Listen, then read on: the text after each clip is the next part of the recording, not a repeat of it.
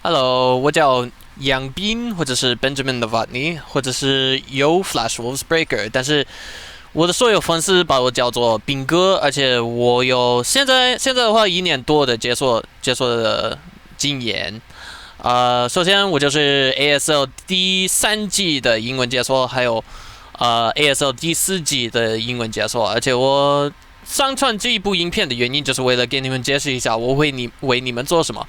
我接近要转播一个 RP，一个游戏里的 RP，但是另外的话，我还会在你们的比赛的现场跟玩家做面试采访，他们对这个游戏或者是哪个游戏怎么的结果怎么感觉这样子。而且现在的话，我的目标就是下个月底直接的回台湾，而且我希望我会在那边永远的生活。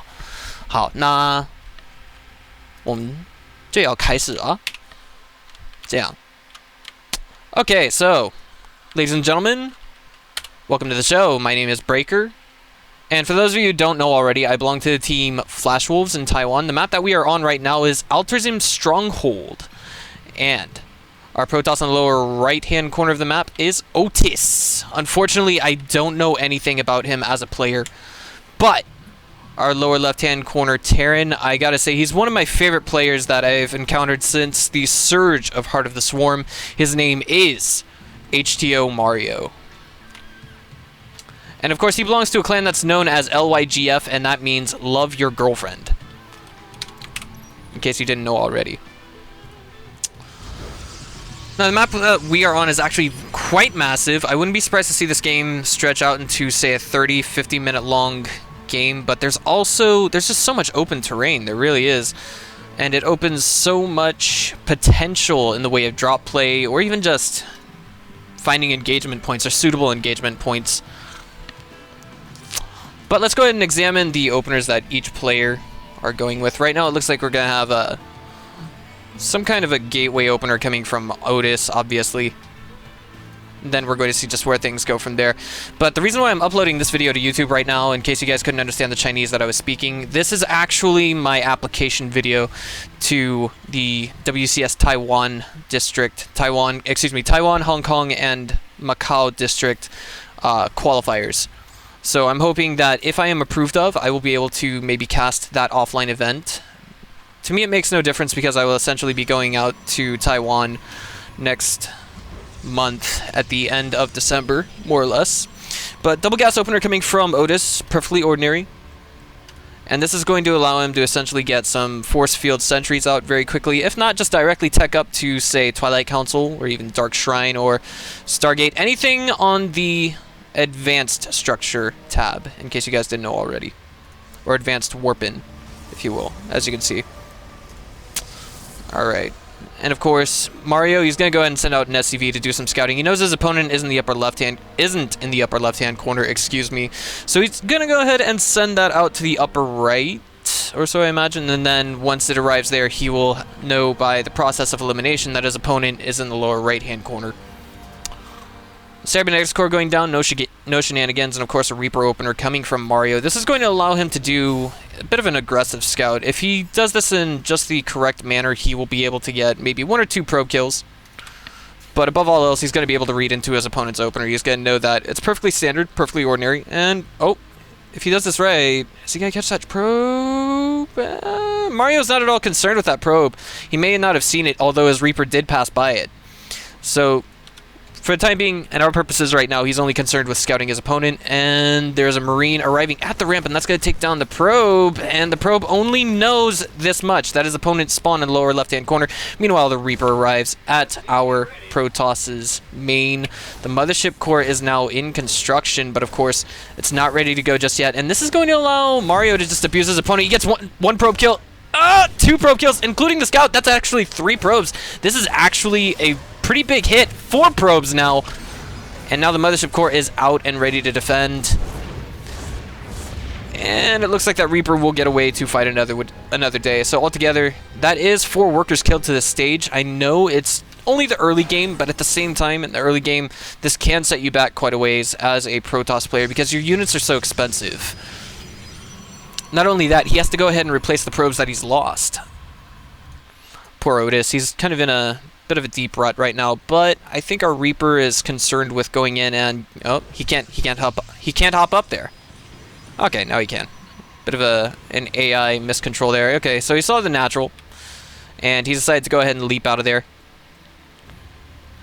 This map is it's ideal for macro games. It's ideal for the super long games that a lot of players may not be quite suited to, but I'm telling you guys right now, if it makes it to that stage in the game, Mario, he will be more than suited for it. He's been ready for it ever since the beta, but now we got Widow Mines and a tech lab, and he's going with that mech style already, as you can see, with the second factory just now finishing up.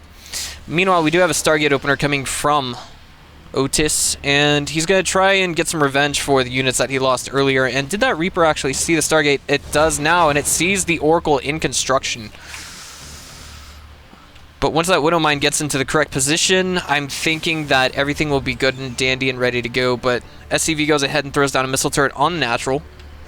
Where's our Widow Mine? Ah, here it is. It's going to go straight into the mineral line. First Oracle out on the map already. 2 probes being made at a time. I kind of feel like this is a little bit spoiled considering, you know, Otis, he's been picked up on. I think if he gets, you know, 4 worker kills, 5 worker kills, it would be okay to avenge his own, but at the same time, an Oracle is very expensive. If he really wants to make it worth his time to send this Oracle at his opponent, he has to make at least 7 worker kills here. So there it is. The Widow Mine hits it, the Marines clean it up, and wow, that's actually quite clever. If you look at the positioning right now, you actually couldn't see that Widow Mine at all. That's not something you see every day. That's amazing right there. So we do have 1 Stalker patrolling left and right, and the Marines will not be immediately able to move out because, of course, they don't have stim, and we probably won't have stim being researched whatsoever. There's only 1 factory here right now, 2 factories, excuse me, and only 1 barracks is what I wanted to say. But I mean, there's nothing to really suggest that he's going to switch over to bio immediately afterwards. In fact, we do have Mario making tanks right now. Question is, what's he going to do with that afterwards? And immediately you see Otis going with the Phoenix Colossi transition. He does, of course, have 1 robo. The question is, when is that? Ah, here it is already. The robotics bay. The Phoenixes are just going to be patrolling out here, ready to intercept any drops that come their way. But unfortunately, I think Otis has not picked up on the fact that his opponent, he's not going with traditional bio play. In fact, that's not what Mario specializes in at all. And now here we go. The Stalker, it's being caught out in the open, and the Widow Mine's going to finish that off. The question is Otis ready to face off against this? It's 9 minutes, 20 seconds into the game.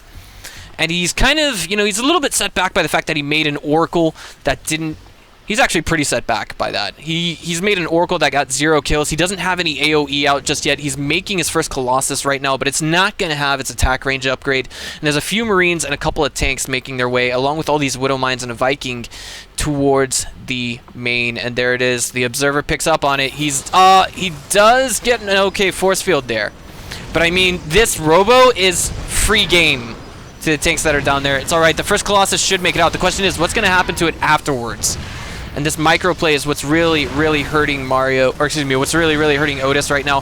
The first Colossus will make it out, but that Robo, I don't know if it's going to survive or not to live to fight another day. And now we're going to have to just see a bunch of Phoenixes, Sentries, and a few Gateway units hold off against this. This is rather unique playstyle, to be quite honest with you guys. It's not every day that you see something like this, but beyond that, we actually have the Infernal Pre-Igniter finishing up behind this. And Hellions are coming into the mix as well. I'm pretty sure we're going to see some Hellbats coming into play with time. Okay, so now we actually but it's not over yet. Mario's he's just standing by, getting ready to use that medevac full of Widow Mines, and there it is. They're going to burrow, and there's no reaction from Otis. This is actually quite tragic. Oh my god! The carnage. 10 probes lost over the course of the entire game. It could have been worse. We could have seen Otis actually, you know, click all of those workers onto 1 mineral patch, but that didn't happen, and he didn't lose all of his workers in one go. But now it looks like the Phoenixes are going to try and come in here and do as much damage as they can, picking up the Marines 1 at a time, going to try and destroy them. No Phoenixes falling just yet. 1 did just now, and now we're seeing Otis buy some time with this. This is actually quite the innovative Phoenix use, and this is not something that we see all that often, guys. Alright, so one Marine on the ground. A bunker being built right now. And a scan going down from our Terran, trying to reveal something. There it is. No, not quite. He actually sees that the mineral line here, it's actually full freaking game with Blue Flame Hellions. The probes are lined up. Oh my god, the carnage. It's unbelievable. Right now, I'd have to guess that there are 20-something workers killed. 30 by Mario now. In fact, the Widow Mines were never dealt with at that base, so that's what's really hurting him so much more. Oh no, and this, I think this could be the beginning of the end for Otis. I mean, that's all it's about, economy. That's what this strategy game is about, guys. 19 workers remaining to the 55 of Mario. And the Phoenixes are just waiting here to pick up anything that they can. They're actually getting these Vikings as they're coming out of the starports. That's pretty big. And the tanks are being picked off as well. But the question is, what can we see happen at home? There we go. The Widow Mines have finally been cleaned up. But I think the next big push from Mario is what could kill Otis. Actually, Otis has higher army supply. So if we see him hit that timing really soon, in fact, he just canceled his third Nexus. He's moving out. He knows if he doesn't destroy Mario right here, right now, then this game is over for him. So he has to do it. But with 3 siege tanks and 2 bunkers at the front, I mean, it's going to be a little bit difficult to, you know, crack this cookie. But now the Hellions have been caught out in the open, and Mario knows what's coming his way. So is he ready to adequately defend? And now the motion sensor tower is just going to reveal everything. Look at this. Armed and ready. Okay, so now here we go. The Colossus, I think, is being targeted down. There's a scan going down as well. The tanks are being picked up piece by piece. And now we have Otis A moving into that mineral line. But is it enough? I don't know. The last tank does fall. The Hellions can kite these Zealots all day.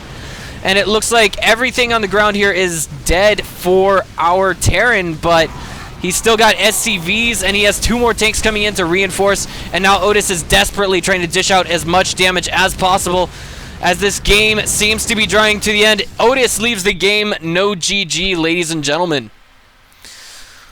Alright, so, I mean, was that a wise decision? I think it was, because his opponent was on 3 base. It was 57 workers to 35, and he didn't do enough to just end the game right then and there. I mean, he got 12 workers towards the end, but at this stage, it kind of scales. He lost 30-something workers. He lost 40-something workers by the 9-minute... No, not the 9-minute mark. About the 12-minute mark, and he just couldn't quite make it out of there. So, if you guys liked what you saw here today, just go ahead and click on that subscribe button. This is Breaker. I'll see you guys next time.